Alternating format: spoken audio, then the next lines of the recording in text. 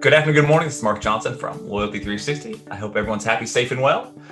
Wanted to welcome you back to another episode of our Loyalty 360 Leaders in Customer Loyalty Space. In this series, we talk to the brand leaders about what they are seeing and hearing on the front lines of customer channel and brand loyalty. Today, we have the pleasure of speaking with Jessica Correa, who is the Chief Marketing Officer at Urban Air. It's a nationwide adventure park brand with over 150 locations, headquartered in Texas. And looking forward to the discussion. Great. How are you, Jessica? I'm doing great considering the crazy times we're in. Definitely unique times for sure, but looking forward to learning more a little about Urban Air and kind of how you can jump around, I guess. Okay. So could you tell us a little bit more about yourself and what you do at Urban Air? And maybe even like a fun fact. We always like to get something fun, personal about you, passion for running or jumping out of planes, whatever it may be. It's always kind of a personal piece as well. Okay. Well, my name's Jessica Correa. I am the CMO at Urban Air. So I run all of the marketing initiatives, innovation, and supply chain, all kind of fall within my world at Urban Air. I have kind of hopped around a bit in my career from large publicly traded companies. I worked at Royal Caribbean Cruise Line for 14 years in their marketing department. I also ran marketing for Planet Fitness and helped them go public and was there a few years after before I came here.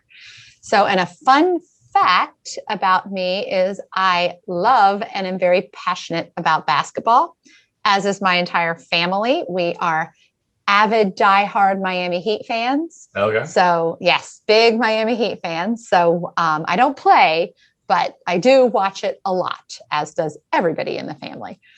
How did you get to be Miami Heat fans? Well, we actually are from Miami, the whole family. Okay, that makes sense.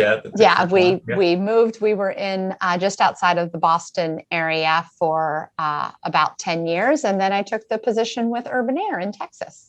Okay. And for those who don't know where the Miami Heat stadium is, where you worked with the cruise line, you can't miss it, right? Because it's right there. Exactly. I could walk right there. They all dock. A couple of them are members of Loyalty 360. I've been there and originated cruises down there. So, I mean, the Heat stadium is literally right in that whole area. It is. It's beautiful, right on the water. Yeah, explain some of that's good. Now, great. So could you give us a short history about Urban Air, kind of what you do, guys, and how you do it? Sure, absolutely. Urban Air is a founder-led company started by a family, the Browning family. Michael Browning is the CEO at this moment and was the founder of the company. And it started with just an idea and some drawings on a napkin to create a great adventure park for kids, a place for them to celebrate joys that they're experiencing, escape any issues that they may be experiencing in everyday life, and really be able to connect with other kids and with their parents. And it has grown immensely through a combination of both innovation, whether it be on the attraction side, as far as having some attractions there that are very unique to Urban Air, as well as how we operate by offering membership programs, et cetera. So the company quickly grew and franchised, and we have as you mentioned at the beginning, over 150 open locations right now. And we're growing every day. Okay, great. How has kind of a sidebar question? How has the pandemic kind of affected what you guys are doing? With kind of some states can be open, some states can be closed. You know, how have you navigated that challenge? It's actually, as you can imagine, we are a high touch facility, but when all of the parks closed, I think it actually may be today that we closed all of our parks last year. So it's the year anniversary. At that point, the company really went into hyper focus mode on how to support the franchisees, how to pull out of the pandemic, what safety measures we had to put in place. And then when parks started opening, and we did start opening parks at the end of May in some states, we had a very strict set of policies that every park, regardless of where they were opening, had to follow. And we built those policies by talking to the consumer. we worked with a focus group. We have a mommy panel. We work with our mommy panel on really what would help her feel safe, in addition to what all of the governmental CDC regulations were. So when our parks opened, we had a strict set of rules that every single park had to focus on. As far as cleanliness, mask wearing, social distancing. One of the most interesting things that we found out through our investigation was that actually our attractions, most of them, if used properly, allow for natural social distancing. I mean, there's 6 feet between people on the warrior course or on the rock climbing wall. So it made it a little bit easier to open. But we instituted temperature checks, mask wearing by all staff within the park. We have a regular dedicated cleaning staff member who just goes around and cleans and wipes high touch surfaces.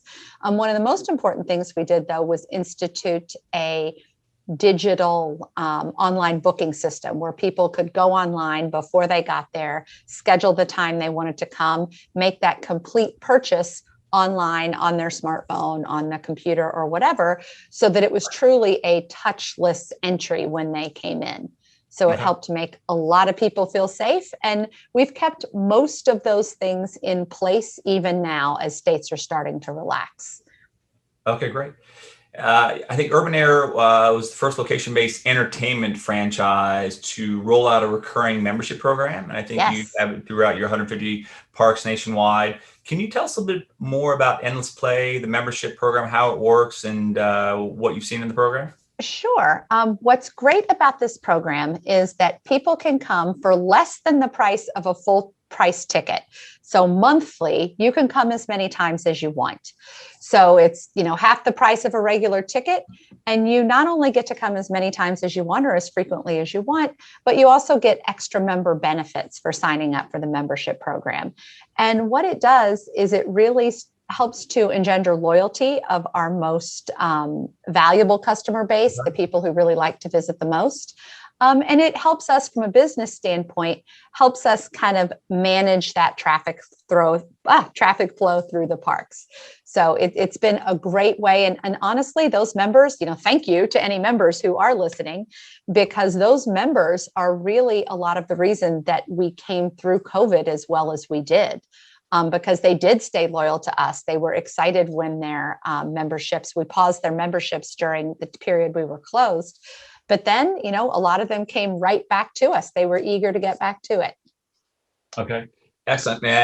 Just out of curiosity, how can you offer someone kind of a less expensive membership program for unlimited monthly visits when it doesn't even cost as much as a single ticket does? How do you guys do that? Well, it's a monthly recurring bill. It's a single ticket every month.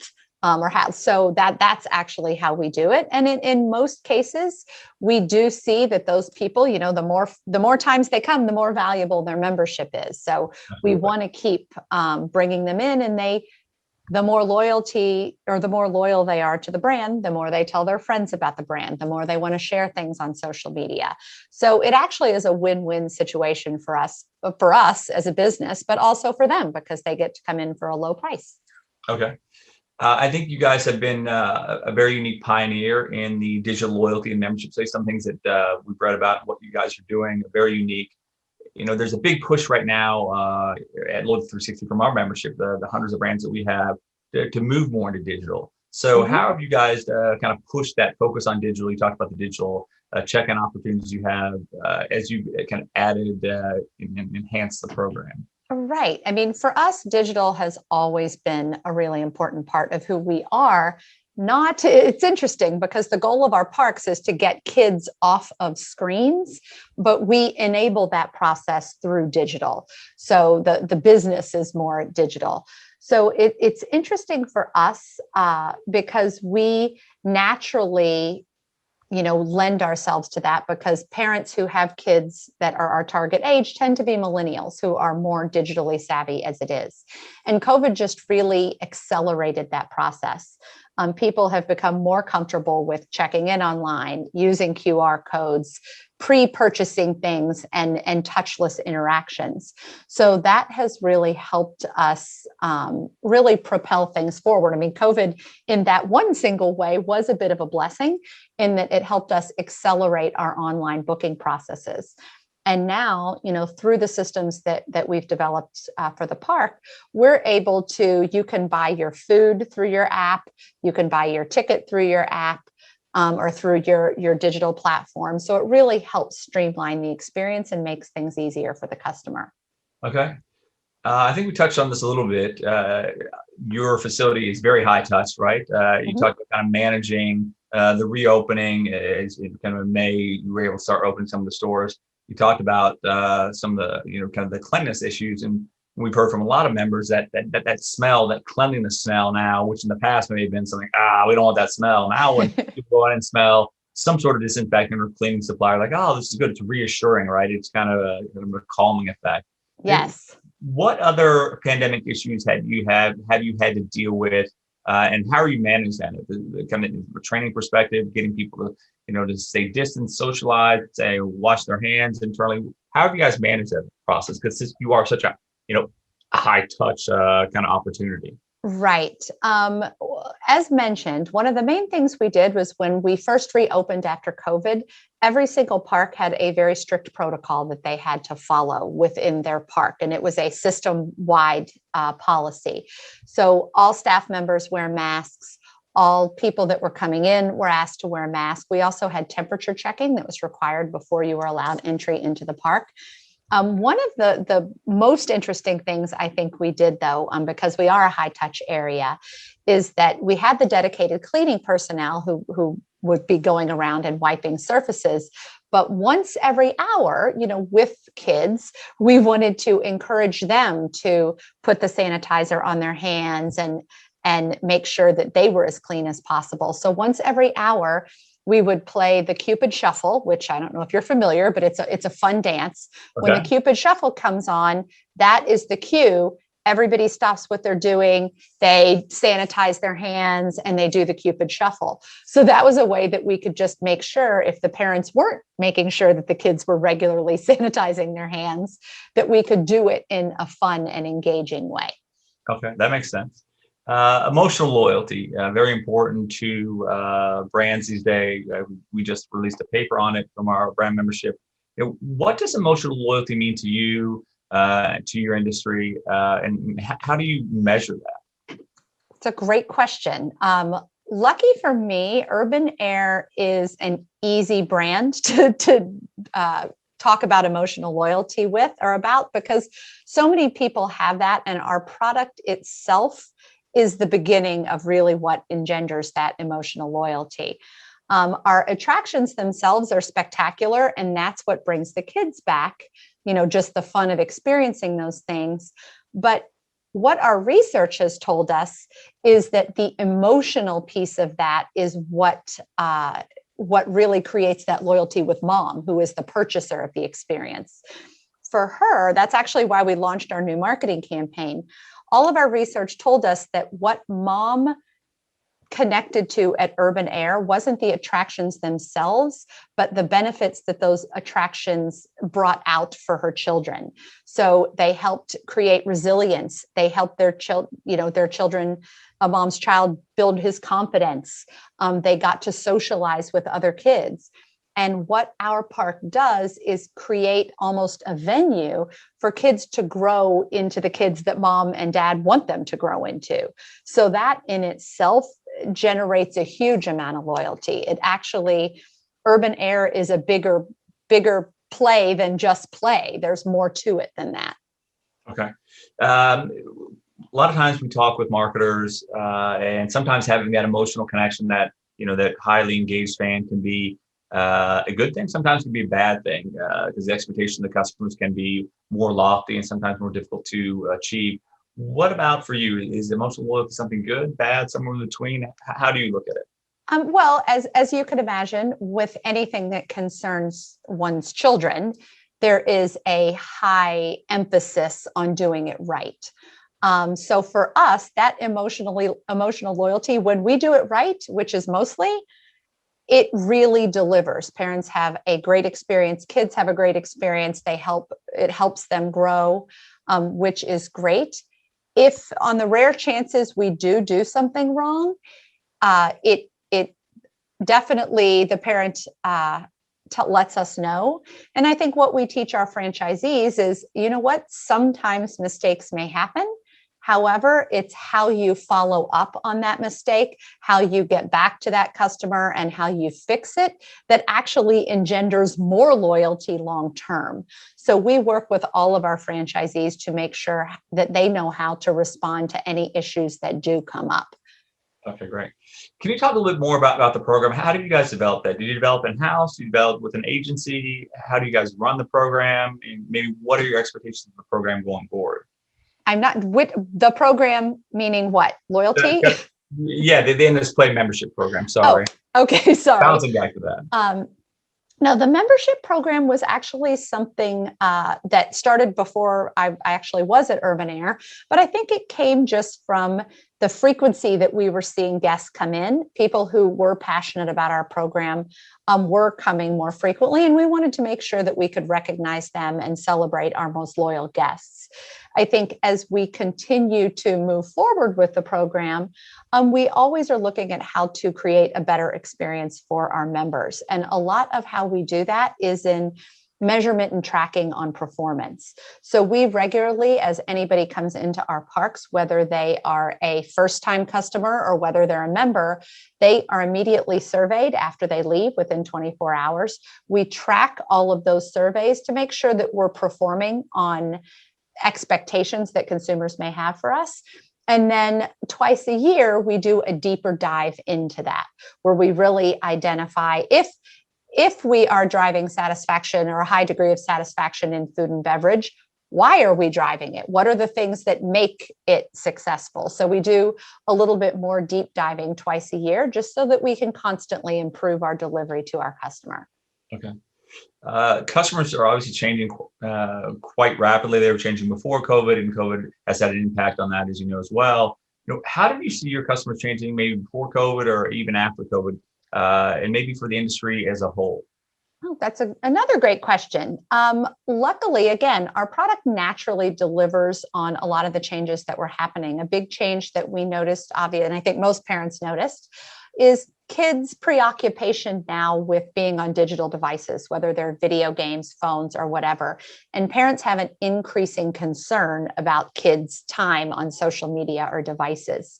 And again, if they come to Urban Air, we give them an opportunity to get off of that device and experience real life. So we can deliver on that concern for parents. The second concern that parents tend to have is that their children are less active, maybe as a result of devices. But even in school programs now, there are fewer and fewer PE programs in schools. Kids are actively moving less than ever, which is leading to childhood obesity. So our program, and we just want to highlight that messaging, that we deliver on an active environment where kids run and jump and climb and swing and play in real life, not just on a screen. And I think as well, especially timely now with COVID, is kids have been isolated in many cases. Even if they're in school, they're somewhat isolated because of social distancing in many cases. So at Urban Air, we give kids an opportunity to get out, to connect with other kids, to talk to other kids, and just to socialize again. I think you're seeing more and more parents and kids start to get that COVID fatigue and want to go out and do things in a safe way, but want to go out and do things that were like they were doing before. Okay. And when you look at your customer experience, customer loyalty efforts, how do you measure the efficacy, the success of those efforts? Are there KPIs that you look at that you measure regularly? We do. I mentioned that we do regular surveys every time a guest comes into the park, whether a member or a first-time guest or anybody in between. They will, within 24 hours, get a survey that asks them a series of just key questions as to their satisfaction with the experience, if they'd return, et cetera. We track those literally every single week. We have a dashboard that feeds into. So we track performance on an ongoing level so that we can make quick changes if we need to. But then 2 times a year, we do a deeper dive into that, where we try to understand some of the more softer sides of the answers to those questions. We do some more focus group type of research to really dig a little deeper. And we also have a mommy panel who we work with, who are familiar with our brand. They know our brand. They're users of our brand, and they help advise us as to what's current, what's working, what isn't working. Okay, great. What do you think the next big thing for customer experience, customer loyalty, maybe for you, your organization, your industry? What do you see as kind of the next big thing? I do see that everybody is shifting more and more to digital. I think that is where people's comfort zone is getting more, and people are just becoming more comfortable with digital in general. I think for us, we want to continue to blow out that membership program and make sure that our most valuable guests are recognized, incentivized to talk about us and spread the word and be those advocates for us. And I think now, because of the connection to digital, we're moving into a world where we can truly focus on customer lifetime value and on segmentation and managing that customer all the way through the customer experience and journey. Absolutely.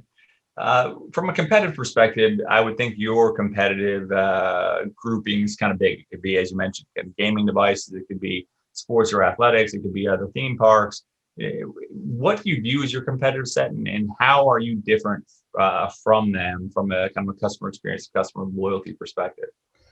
You hit the nail on the head. We consider basically any other place kids spend their time as a competitor.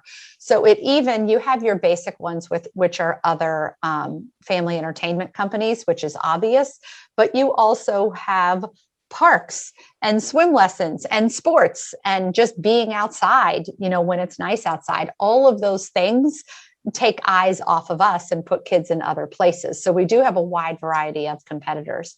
What's valuable, I think, about Urban Air is that, first of all, it is not 24 hours a day, but you can go every day of the year despite weather. So, it is something that is always around and isn't necessarily weather dependent. The variety of attractions that we have within our parks is second to none as far as indoor adventure parks. So kids can get a true experience of everything from, go-karts to, the warrior course to the sky rider. They can get a full invigorating experience within the parks. Okay. And it's complemented with a good food and beverage program that actually offers really high quality, kid-friendly food. So it's really a one-stop shop. But I think the biggest differentiator is, as I mentioned, what it brings to the kids. It isn't just about the play. It's about them challenging themselves to do new things. It's about them making new friends. It's about them building that confidence. And that's what really differentiates us from things like a video game or something else. This is where they really can become the best version of themselves. Okay, great. And the last question we have, what can Loyalty 360 do for you to help you with your customer loyalty journey? I think in general, just all of the insights that I hear from things like this, from interviews that you guys post online and a lot of your content, I think the best way that we can get better in any industry is to learn from other industries. Oftentimes people are very myopic about what they look at and their direct competitors. But I think I found that when using any of the Loyalty 360 assets or platforms, I've learned the most from people in completely different industries who may have a new and interesting way to look at a problem that I'm trying to solve. So I think ultimately just continuing to develop content like this and creating opportunities for marketing professionals or loyalty professionals to create or to connect and learn from each other is a great benefit. Absolutely. Well, thank you very much for that feedback. It's always good. And it was great to learn more about Urban Air. Jessica, it was very interesting to hear what you guys are doing, how you're evolving, and look forward to hearing more from you in 2021. Great. Well, thanks a lot. Thanks for taking the time. Absolutely. Thanks for everyone listening, and check back soon for another edition.